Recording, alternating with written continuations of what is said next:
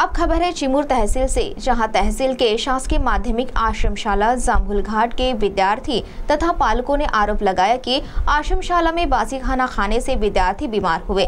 तो आइए सुनते हैं इस संदर्भ में ली गई पत्र परिषद में आरोप करते हुए और क्या कहा गया। सीटीवी प्रतिनिधि बालू सातपुते की इस खबर में। चिमूर तहसील की शासकीय माध्यमिक आश्रमशाला जाम्बुल घाट में विद्यार्थियों को बासी खाना देने के बाद करीब 267 विद्यार्थी बीमार पड़े। 9 अगस्त की सुबह बचा खाना शाम को दिया गया। इतना ही नहीं तो दाल भाजी में पानी डालकर खाना दिए जाने का आरोप आदिवासी विविध संगठन के प्रतिनिधि और विद्यार्थियों ने जाम्बुल घाट में लिए पत्रकार परिषद में किया।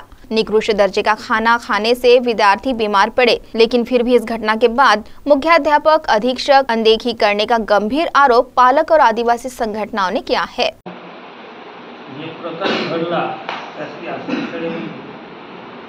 त्या आश्रमशाळेमध्ये मी जेव्हा गेलो मला माहीत झालं आणि जे पालक होते पालकांनी मला फोन केले तर आमच्या सदस्य याच्यामध्ये कमिटीमध्ये काही पालक आहेत, हे पालक आहेत, ते पालक आहेत। मग स्वतः मी चौकशी केली। तिथं चौकशी झाल्यानंतर असं मला आढळलं बाबा तिथे मुलांना भेटलो तर मुलांना विचारलं, मुलाला विचारल्यानंतर त्यांनी सांगितलं तर आम्हाला अन्न शिळा दिलेला आहे 2 दिवस।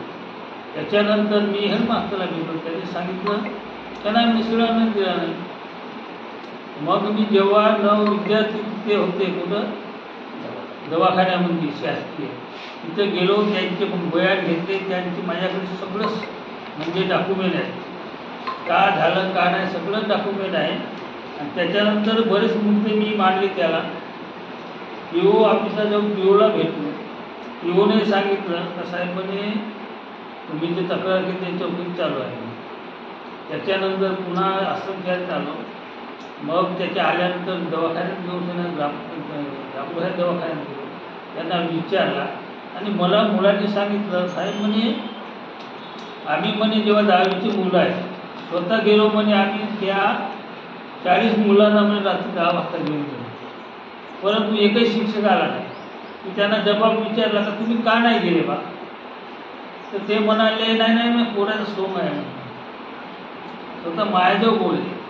त्याच्यानंतर काय झाले तक्रार केल्यानंतर 2-4 दिवस तिथे गेलो तर इतर ते संवाद साधला, शिक्षक काय संवाद साधला। एवढं घडत असताना आपले जिल्ह्याचे पालकमंत्री विखे साहेब जेव्हा 16 ऑगस्टला चिमूरला आले त्या निवेदन द्यासाठी मी गेलो त्यांच्याकडे। त्यांनी सांगितलं मला का निवेदन जो आहे म्हणजे तो निवेदन म्हणजे नंतर स्वीकारतो तुमचं माझ्याजवळ बोलच होता। साहेब म्हणलो एवढी तर घटना घडली आणि घटना घडून तुम्ही हे नसेल करत काही फायदा नाही। पत्रकारांनी तुम्हाला जे पत्रकारांनी जे दिलं आणि आता ओपवा केला त्याबद्दल मी तुम्हाला पत्रकार धन्यवाद देतो, आभार मानतो। कारण हा अन्याय म्हणजे आदिवासी आपल्या मुलावर त्यांना सांगितलं, त्यांनी म्हणाले नाही माहिती का बघून तुम्हीच पहा म्हणजे माझं म्हणणं तुमचंच काय आहे, जो पालकमंत्री तो आदिवासी मंत्री त्या विभागाचा मंत्री अजून सुद्धा जर आश्रमशाळेला भेट देत नसेल तर त्याचा काही फायदा नाही होणार ना। गंभीर बाब अशी आहे का त्या शाळेमध्ये आज 538 विद्यार्थी आहेत, त्याच्यामध्ये 2-2 तुकडे आहेत आणि 90 शिक्षक आहेत। आता हे समजा आता हा अन्याय नाही का। दुसरी गोष्ट असं आहे शासनाचा का 15-20 वर्षापासून शिक्षक त्याला काढून टाकले। नाशिकला आंदोलन झाले नाही पण चालू आहे, काहीच फायदा नाही, लोक कोर्टात गेले काय असेल। तर मी तो एवढा जर अन्याय होत असेल आम्हावरती शासनात काहीच करू शकत नाही। आमच्या जिल्ह्याचे पालकमंत्री आहेत, विभागाचे मंत्री असून सुद्धा येत नाही, खेदाची बाब आहे। आता आपण जे वार्ताहर परिषद घेतो यासाठी घेतो आणि आमचा पुढील जो उद्देश आहे उद्देश कसा आहे, इस मामले की उच्च स्तरीय जांच कर दोषी पर कड़ी कार्रवाई करने की मांग आदिवासी संगठन की ओर से की गई है। शासकीय आश्रमशाळा जांभूळघाट 9वा मध्ये शिकवला आणि आता जे विद्यार्थी आजारी पडले त्यामध्ये सुद्धा माझा समावेश आहे। तिला आता बाहेरून घेऊन सांगायचं झालं तर शाळेमध्ये जेव्हा आम्ही भेट दिली तेव्हा कर्मचारी जे गृहपालक लेडीज गृहपालक किंवा जेंट्स ते पालकासोबत बरोबर वागत त्यांना जे काय माहिती विचारलं ते सांगत नाही आणि एकंदरीत त्या शाळेच्या परिसराबद्दल जर विचारलं तर अस्वच्छता भरपूर मुलांना राहण्यासाठी वसतिगृह बरोबर मुलींना राहण्यासाठी बरोबर त्यामुळे जी अस्वच्छता आहे त्या अस्वच्छतेमुळे बरेचसे विद्यार्थी असे आजारी पडले। 16 अगस्त को पालक मंत्री चिमूर में आने पर संगठनाओं ने उन्हें इस संदर्भ में निवेदन दिया।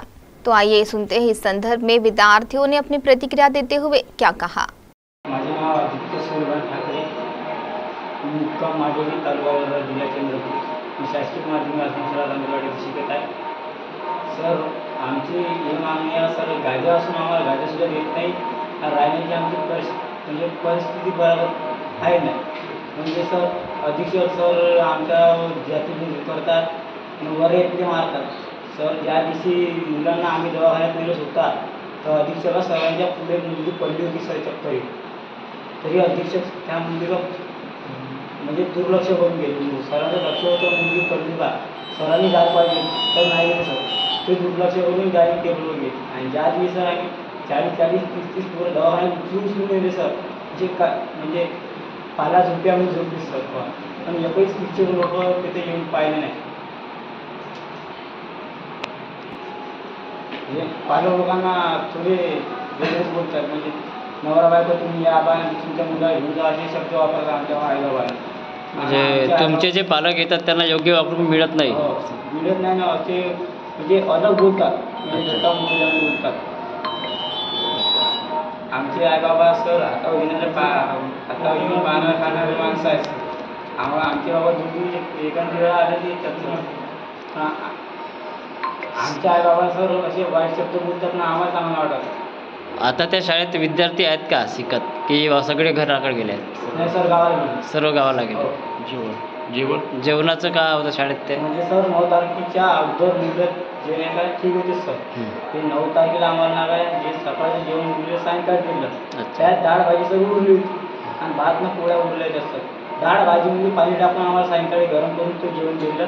त्याच्यानंतर सर एक मुलं असे वाढत गेले, म्हणजे 10 तारखेला जास्त पूर्ण 15-20 पोरं सर बिमार झाले।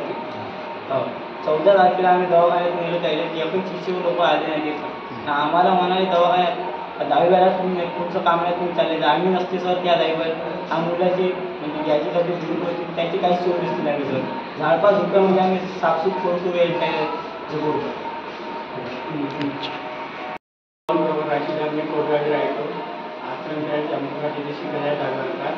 तर त्या दिवशी आम्ही सुट्टी मारायला गेलो तर गेली सर म्हणे आम्हाला भावाला का तुम्ही लाईटं बोलले, पंखे बोलले, कॅमेरे बोलले असे आरोप लावत होते आमच्यावर।